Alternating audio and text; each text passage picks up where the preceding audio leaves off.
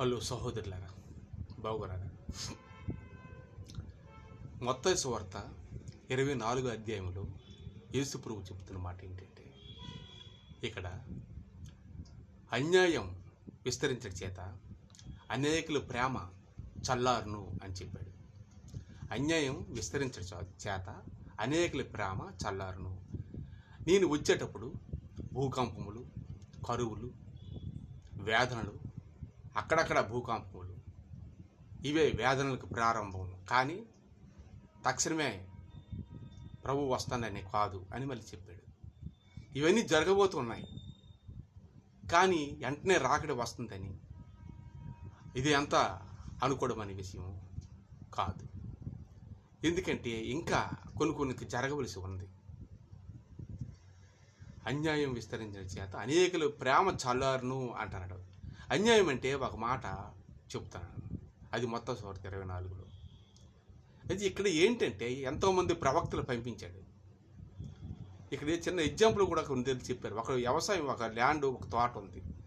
తోట కాపర్లకి ఇచ్చారు. ఒక పనివాడిని పంపించారు, దాసుల్ని, వాళ్ళు చంపారు. తన సొంత కొడుకునే పంపించాడు, ఆయన్ని చంపారు. అసలైన ఓనర్ వచ్చాడు, వచ్చి వెంటనే వీళ్ళని శిక్ష విధించాడు. ఇప్పుడు డాక్యుమెంట్ ఒకరి పేరున ఉంది, అద్దెకిస్తారు, ఎవరెవరో గొడవలు పడుతూ ఉంటారు. ఒరిజినల్ డాక్యుమెంట్స్ ఎప్పుడైతే పట్టుకుని వచ్చాడో ఆ వెంటనే కేసు వేస్తే అందుకు జైల్లోకి పోతారు. అలాగేనట్టు ఈ భూమి ఎవరిది? క్రీస్తకం ప్రతి పట్టాల మీద, దేని మీద క్రీస్తకమే ఉంటుంది, ఏసిదే. కాబట్టి ఒక రోజుని దీనికి ఓనర్ అసలు ఒరిజినల్ అనేవాడు వస్తాడు, ఆయన చెప్పింది జరుగుతుంది. మరి ఆ ఓనర్ ఎవరు?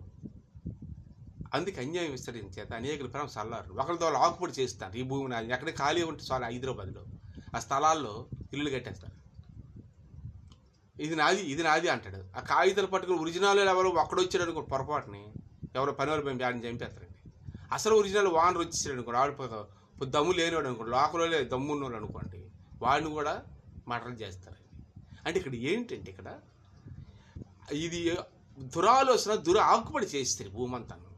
మరి దేవుడు ఒకడే ఫస్ట్ ఆదిలో తండ్రి, ఆయన దేవుని ఆత్మ భూమి నిరాకారంగాను శూన్యంగాను దేవుని ఆత్మ అగాధ జలాల పైన దేవుని ఆత్మ అల్లాడుచున్నది అని ఉంటుంది. ఆ ఒక్క ఆత్మే కదా దేవుడు నేనని చెప్పడానికి. ఎన్నో తరాలు, ఎన్నో యుగాలు అయిన తర్వాత ఎంతమంది ప్రవక్తలు పంపించి అందరిని చంపేశారు వీరందరూ కూడా.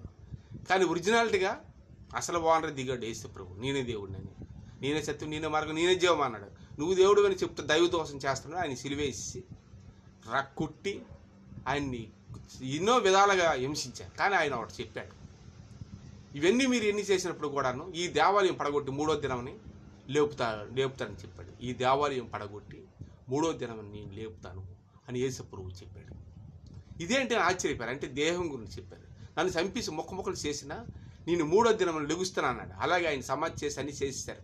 ఆయనకి ముందైతే సిలువేసి మేకులు దగ్గొట్టి రక్త ధారలు కొరడాలతో అంత గొప్ప దేవుడు. ఒక దగ్గర అంటాడు, నువ్వు అంటే నా తండ్రి దగ్గర నుంచి చాలా వస్తుంది అంటాడు. అంటే కొన్ని వేలు దూతలు వచ్చి ఒక సెకండ్లు భూమి అంతా బూడిదైపోతుంది అంటాడు. కానీ అది నా పని కాదు, అది నా సమయం కాదు అంటాడు. దానికి టైం ఉందంటాడు, వదలదు అంటాడు. ఇంకెప్పుడో ఉంది టైము. కానీ ఇప్పుడు మాత్రం మీ అందరికీ దేవుడు నేనే అని తెలియపరచాలి. కాబట్టి ఇక్కడ ఈ శిక్షని నేను మొయ్యక తప్పదు. నా రక్తంలో పాపక్షమాపణ ఉంది కాబట్టి నన్ను మీరు కొట్టినా తిట్టినా మీరు ఏదైనా నా బిడ్డలు కాబట్టి నేను తప్పదంట. పిల్లలు ఉంటారు, మన తండ్రులు ఎత్తుకున్నప్పుడు పిల్లలకి తెలియదు, కత్తి ఏది ఇస్తే మన పీక దగ్గర పెట్టి ఇలా పుడుతుంది, ఇలా చేస్తాం. తండ్రి ఏం చేస్తాడు? నా కత్తిని పెట్టాను పిల్లలకి కొడతాడా? కొట్టడు. వాళ్ళకి తెలియదు కాబట్టి వాళ్ళకి మనం వాళ్ళని క్షమిస్తాం. అలాగే ప్రభువుని సిలువేసి ఆయన కొడతో తీసుకెళ్తున్నప్పుడు ఏమన్నాడు తెలిసేండి? ప్రభువా వీళ్ళని క్షమించండి తండ్రి, వీళ్ళేమి చేయించున్నారో వీళ్ళకే తెలియదు, క్షమించండి. నా కోసం మీరు వేడవద్దు, మీకోసం మీ పిల్లల కోసం వేడవండి అని చెప్పాడు యేసు ప్రభు. మరి ఎందుకు అలాగా యేసు ప్రభు చెప్పాడంటే, నిజంగాను మనకేం తెలియదు, దేవుడు ఎవరో తెలియదు, ఏమీ తెలియదు. ఆయన కొట్టేస్తాను, గిల్లేస్తాను, తండ్రిని అలాగే కత్తితో గిల్లేస్తాను, పిన్నేస్తాను, గుర్తాను చిన్నపిల్లలప్పుడు అది గుచ్చుతుంది, అవన్నీ మనకు తెలియదు. తండ్రి క్షమించేస్తాడు. అలాంటి యేసు ప్రభువుకి బల్లెలతో పొడిచారు, విషపు పెట్టి నోటికి అందించారు. ఆయన సమాధిని అక్కడ నుంచి ఆయన చనిపోయి ఆ సిలువు నుంచి కిందకి దించిన తర్వాత ఆయన బట్టలు కూడా పంచుకున్నారు అందరూ. ఈ అంగి నాది వాటా మొక్కలు పంచుకున్నారు. ఈ రోజుల్లో కూడాను తండ్రి సొంత ఇంటి కుటుంబం ఆస్తి సంపాదించండి, తండ్రి చనిపోతే పిల్లలు కూతురు అందరూ కూర్చొని వదల చనిపోయారు. ఆ శ్మశానం దగ్గర చూశాను. ఏడుస్తాడు రా, ఇద్దరు ఆడపిల్లలు ఆడలే. ఒకడు ఏడుస్తాడు, ఒకడు ఆడలే. ఎందుకు బాబు వీళ్ళు ఏడుస్తాడు, కొంతమంది ఆడలేదంటే అసలు విషయం ఏంటంటే తండ్రి బతికినప్పుడు వీళ్ళకి కొంతమందికి కొన్ని ఆస్తులు ఇచ్చారంట. అందుకే సంతోషంగా వాళ్ళు మన నాన్న నుంచి ఇంకా ఇచ్చిన ఏడుస్తారు. వీళ్ళకి ఏది ఇవ్వలేదు కాబట్టి వీళ్ళిద్దరూ బాధపడతారు సగం మంది. అంటే ఎవరికి లాభాలు వచ్చింది గట్టిగా ఏడుస్తారు. లాభం లేనివాడు బతికినప్పుడు మమ్మల్ని ఏం చూసినా మాకు గతి లేదు, నేను బాధపడుతున్నారు. ఎవడు ఆశ వాడిది. అలా యేసుప్రభు చనిపోయే సిలువు మీద నుంచి ఆయన్ని మామూలు దించినప్పుడు ఆయన కట్టు బట్టలు అవి చాలా విలువైన వస్త్రములు అన్నమాట.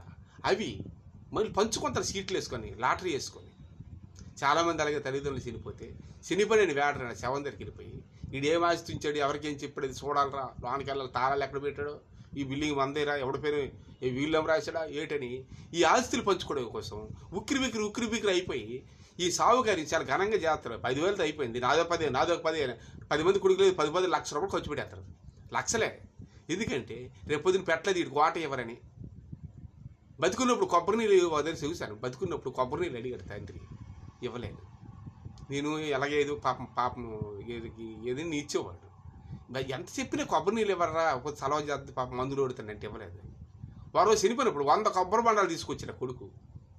చచ్చినప్పుడు అరటి పండు కూడా బతుకున్నప్పుడు ఇచ్చేవాడు. అరటి గెల్లే తెచ్చాడు శ్మశానం దగ్గరికి 100 కొబ్బరికాయలు. ఇలాగ చచ్చినప్పుడు తెస్తారు. ఎందుకంటే ఆ ఆస్తులు అంతస్తులు వాటాలు కావాలి. అలాగే ఎందుకంటే తండ్రి నేను మళ్ళీ వస్తామన్నాడు. ఆయన సమాధి చేస్తారు. అన్ని చేసిన ఆయన సమాధి నుంచి 3వ దినం వెలుగుస్తామనండి. సర్దే ప్రపంచమంతా గుడ్ ఫ్రైడే చేశారు. అదే క్రిస్టియన్స్ ప్రపంచమంతా అయిపోయారు. ఇప్పుడు 249 దేశాలు, 160 దేశాలు క్రైస్తవులే, ఒక 60 దేశాలు ముస్లిమ్స్. ప్రపంచానికి పేరు వచ్చింది. ఆయన బలహీనుడా, బల తక్కువ. అలాగే నేను వచ్చేటప్పుడు యుద్ధములు, భూకంపాలు ఇవన్నీ జరుగుతాయి. ప్రేమ సల్లారిపోద్ది అన్నాడు. ఒక తండ్రి ఒక ఇల్లు సంపాదించాడు అనుకోండి పిల్లలకి. ఆ ఇల్లు ఆడు కొడుక్కి, వాళ్ళు 4 పిల్లలు అయితే ఆ 4 పిల్లలు అలాగే పిల్లల కుటుంబం అయితే ఆ ఒక ఇల్లు 100 ఎకరాలది, 10 ఎకరాలు. 10 ఎకరాలు పంచుకుంటే 1 ఎకరా ఉంటుంది. అది పంచుకుంటే అందరి జనాలు ఎక్కువైపోయిన తర్వాత ఇల్లులు ఉండవు, ఎవడికి ఉండవు. జనాలు ఎక్కువైపోతే ఇల్లు ఒకటే, 1 ఎకరే, 100 ఎకరాలు. అంతమంది రాదు కదా, 10 ఎకరాలు పంచుకోవాలి. ఇంకా 100 మంది అయితే ఇంకా ఏమి రాదు. అప్పుడు ఒకళ్ళు పొడుచుకుంటారు. అన్యాయం విస్తరించిన చేత జనాలు పెరిగిపోయిన తర్వాత అన్యాయం విస్తరిస్తే ఒకళ్ళు పొడుచుకొని చంపుకుంటారు.